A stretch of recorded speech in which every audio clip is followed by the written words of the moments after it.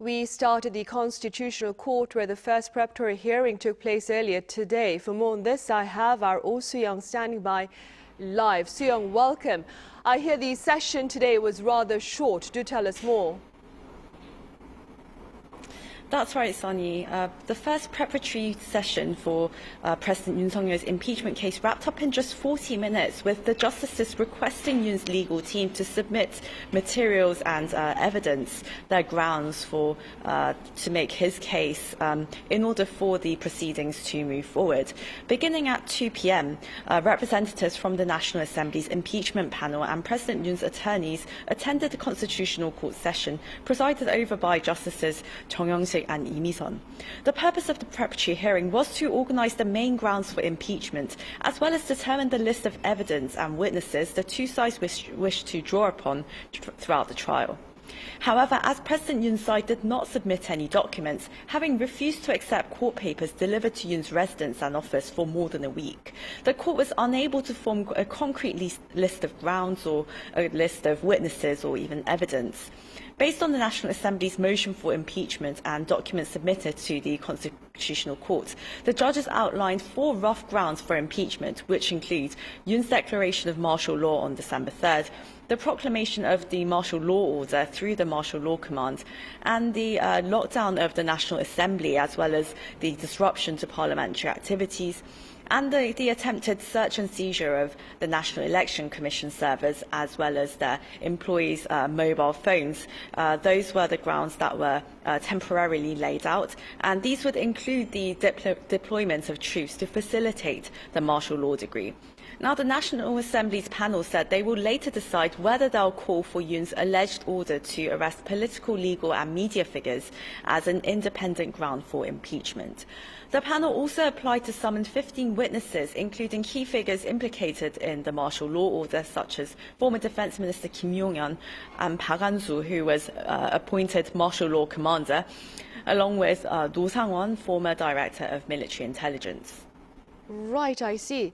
Soo-young, in the meantime, then, do walk us through the near future proceedings at the Constitutional Court.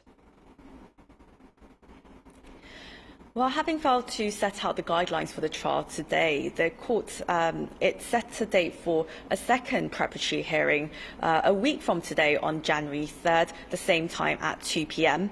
Justice Lee Mi-sun said that while the schedule might feel a bit rushed for the representatives, the severity and the significance of the case for the entire nation and its governance makes this kind of schedule necessary. Now, this also comes amid concerns that the trial proceedings could be delayed intentionally, as unfair or otherwise, as President Yoon's legal team expresses the need for more preparation time. There are also concerns that a ruling cannot be made with the 3 vacancies in the panel of the Constitutional Court justices.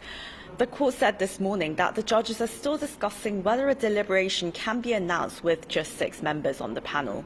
Currently, as 6 out of 9 judges are needed to uphold the impeachment, the panel of 6 justices would have to vote unanimously in order to remove President Yoon from office. And Soo-young, before you leave us, so what appear to be some of the sticking points in this particular legal battle?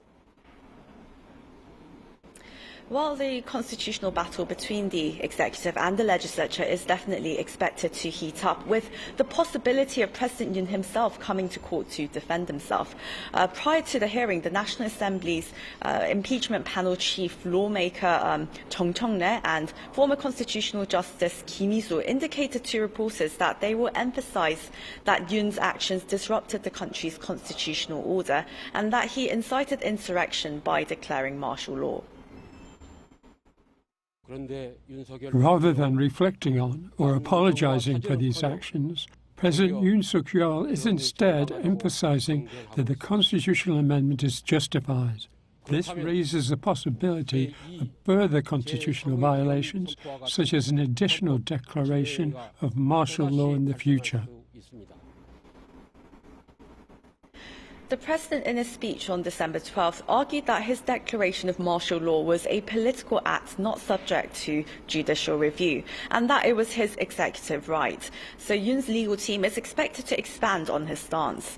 His attorney Bae Jin-an told the court that the grounds proposed by the National Assembly should not be based on media coverage alone, and requested evidence-based claims. As he left the hearing session, Bae said that the President himself will speak out at an appropriate time. Right, I see. All right, Seong, thank you for the latest on the impeachment trial, and do keep us posted.